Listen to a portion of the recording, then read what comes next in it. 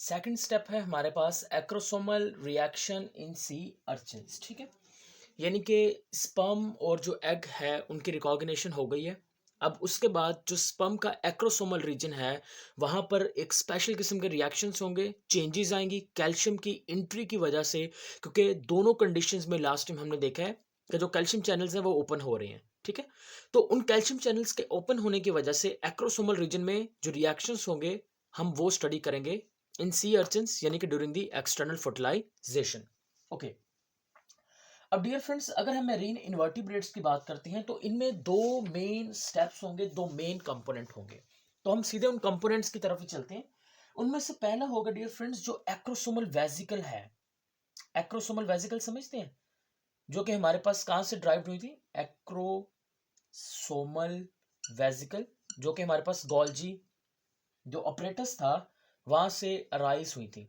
हमने जो previous chapter number 2 पढ़ा है स्पर्मेटोजेनेसिस वाला, वहां पर ये फुल डिटेल्ड कॉन्सेप्ट है हमारे पास, वो किस तरह से अराइज होती है। तो अब सिर्फ इतना आप याद रखें कि ये हमारे पास आ गया डियर फ्रेंड्स वो स्पर्म, और स्पर्म का ये आगे वाला आ गया एक्रोसोमल रीजन। और हमने कहा कि ये जो एक्रोसोमल रीजन है, इस एक्रोसोमल रीजन के अंदर ये आगे वाली साइड पर यहाँ पर हम इमेजिन कर लेते हैं कि ये हमारे पास क्या है, एक्रोसोमल वेजिकल है, और ये इधर वाली साइड पर क्या चीज़ है, न्यूक्लियस मौजूद है। और पीछे पीछे वाली साइड पर फिर वो माइटोकॉन्ड्रिया और टेल और फ्लैजेला वटेवर जो कुछ सारा कुछ मौजूद है। अब डियर फ्रेंड्स पहला जो काम होगा वो क्या है, ये एक्रोसोमल वेजिकल का है। तो आपको ये चीज याद रखनी है कि जो एक्रोसोमल वेजिकल है उसकी फ्यूजन करवानी है acrosomal vesicle with sperm plasma membrane. Sperm plasma membrane, तो ये हमारा स्टेप है आज का। प्लाज्मा मेम्ब्रेन ये हमारा दूसरा स्टेप है इस टॉपिक का। Okay dear friends, this one is the plasma membrane. ये हमारे पास क्या है, ये हमारे पास है प्लाज्मा मेम्ब्रेन, और ये हमारे पास क्या आ गई, एक्रोसोमल वेसिकल। एक्रोसोमल वेसिकल ये आ गया।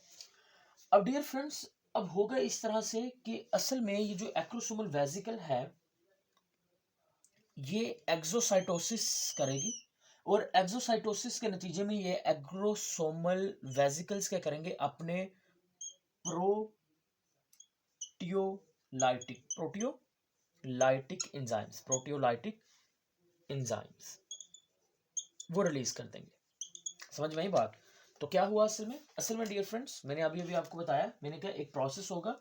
प्रोसेस किस चीज का होगा, एक्सोसाइटोसिस का, और होगा किन वेजिकल्स का, यही जो एक्रोसोमल वेजिकल है इनमें एक्सोसाइटोसिस का प्रोसेस होगा, जिसके नतीजे में प्रोटोलाइटिक जो एंजाइम्स होंगे वो क्या कर दिए जाएंगे डियर फ्रेंड्स, रिलीज हो जाएंगे।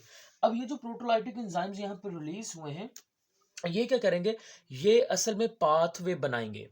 क्या करेंगे, पाथवे बनाएंगे, और जो जेली लेयर्स मौजूद होंगी, जेली लेयर जो कि स्पर्म में मौजूद है, जेली लेयर जो कि मौजूद है एग के ऊपर, उन जेली लेयर्स को डाइजेस्ट करने का जो काम होगा और पाथवे बनाने का जो काम होगा वो हमारे पास किन एंजाइम्स का होगा, इन्हीं प्रोटियोलाइटिक एंजाइम्स का काम होगा। Is that clear? यहाँ तक होप्स तो आपको समझ में आ गया कि इनका काम क्या होगा। तो ये हमारे पास आ गई पहली चीज, किसी अर्चन्स के अंदर एक्रोसोमल रिएक्शन हुआ। एक्रोसोमल रिएक्शन में पहला काम ये होता है कि एक्रोसोमल जो वेसिकल्स होती हैं वो एक्सोसाइटोसिस के जरिए से क्या करती हैं, अपने प्रोटियोलाइटिक एंजाइम रिलीज करती हैं, जो कि डाइजेस्ट करता है और पाथवे बनाता है, jelly coat of egg surface को क्या कर देगा, डाइजेस्ट कर देगा। अब डियर फ्रेंड्स सोचा जाता है कि ये जितना भी होल प्रोसेस है, इस होल प्रोसेस को जो इनिशिएट करने का काम होता है वो एक स्पेशल प्रोटीन का होता है, और उस प्रोटीन का नेम है फ्यूकोज। क्या नेम है, fucose. Fucose containing polysaccharide, fucose containing polysaccharides.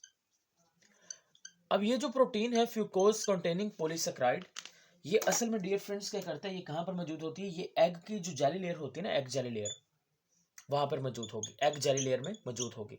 तो इसको आप एक स्टोरी की तरह से लेके, एग की जेली लेयर के अंदर फ्यूकोज कंटेनिंग पॉलीसेकेराइड था, वो जाके अटैच हुआ, किसके साथ अटैच हुआ, स्पर्म के साथ अटैच हुआ, जिसके नतीजे में डियर फ्रेंड्स वो स्पर्म के अंदर केमिकल चेंजेस आए। स्पर्म के अंदर केमिकल चेंजेस में सबसे बड़ी जो चेंजेस थी वो था कैल्शियम के चैनल्स। कैल्शियम के चैनल्स ओपन हो गए, कैल्शियम के चैनल्स ओपन हो गए तो कैल्शियम किधर चला गया, उसके अंदर चला गया। जैसे कैल्शियम अंदर चला गया तो कैल्शियम के अंदर जाते ही क्या होगा डियर फ्रेंड्स, जो आपके पास एक्रोसोमल वेसिकल हैं उनकी एक्सोसाइटोसिस हुई तो प्रोटियोलाइटिक एंजाइम बाहर आ गए। जब वो एंजाइम बाहर आए तो उन्होंने जाली जो लेयर है उसको क्या कर दिया, डाइजेस्ट कर दिया और पाथवे बनाना शुरू कर दिया।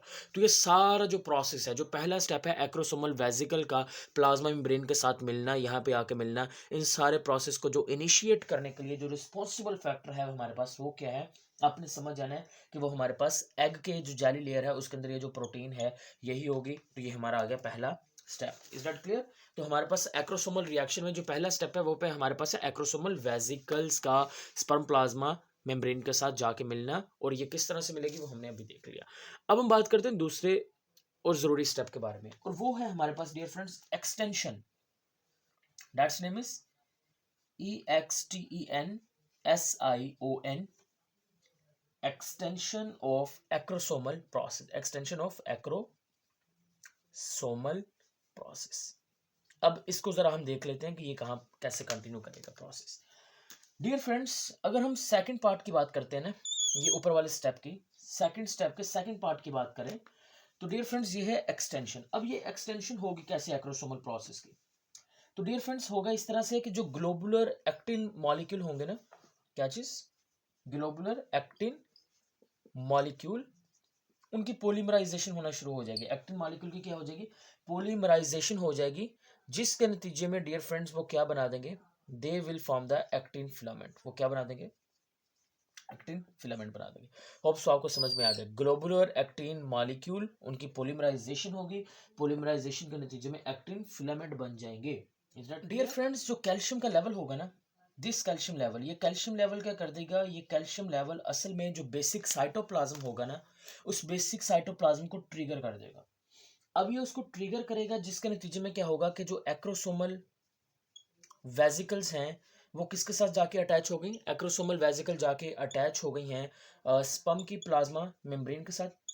जब वो स्पर्म की प्लाज्मा मेम्ब्रेन के साथ अटैच हो जाएंगी उसके नतीजे में क्या हो जाएगा dear friends, proteolytic enzyme release होंगे। प्रोटियोलाइटिक एंजाइम रिलीज होंगे तो वो क्या बना देंगे, वो पाथवे बना देंगे। और जब डियर फ्रेंड्स पाथवे बन जाएगा तो उसके नतीजे में क्या होगा कि ये जो कैल्शियम आयन जो कि कहां पर एंटर हो चुका है, स्पर्म के अंदर एंटर हो चुका है, और इस कैल्शियम आयन का जो इनफ्लक्स होगा, यानी कि उसका जो एंटर होना होगा, वो असल में एक प्रोटीन को एक्टिवेट करेगा। वो हमारे पास होगी RHOB, एक प्रोटीन जिसका नाम क्या है, RHOB in the acrosomal region. तो एक्रोसोमल रीजन के अंदर ये एक प्रोटीन को एक्टिवेट कर देगा, influx of calcium, that's name is the RHOB in the acrosomal region. और जो मिड पीस होगा डियर फ्रेंड्स, सी अर्चन्स के स्पर्म का, वहां पर भी उसको एक्टिवेट कर देगा, जिसके नतीजे में एक मैसेंजर बनेगा जिसको हम क्या नाम दे देंगे, ग्वानोसिन ट्राइफॉस्फेट का नाम दे देंगे। ग्वानोसिन ट्राइफॉस्फेट जो बाइंडिंग प्रोटीन होगी, जो इस मैसेंजर का इंतजार कर रही होगी डियर फ्रेंड्स, वो बाइंडिंग प्रोटीन हेल्प करेगी in organizing of this actin filament. तो ये देखें, ये सारी चीजें आपस में कनेक्टेड हैं। जैसे ही हमारे पास कैल्शियम जिसकी एंट्री हुई है, कैल्शियम की एंट्री होते ही उसके अंदर जो RHOB प्रोटीन है वो एक्टिवेट हुई है, उसके नतीजे में एक हमारे पास मैसेंजर बना है ग्वानोसिन ट्राइफॉस्फेट। वो मैसेंजर ने एक प्रोटीन को एक्टिवेट किया, और उस प्रोटीन ने वहां पर मौजूद ग्लोबुलर एक्टिन मॉलिक्यूल को पोलीमराइज किया है, जिसके नतीजे में क्या चीज बन गई है, एक्टिन फिलामेंट बन गया है। और डियर फ्रेंड्स, हमारे पास जो स्पर्म होगा वो आपको कुछ इस शेप के अंदर अब देखने को मिलेगा। उसकी जो आगे वाली साइड होगी वो नोकीली होती चली जाएगी। Is that clear? तो ये हमारे पास स्टेप्स आ जाएंगे।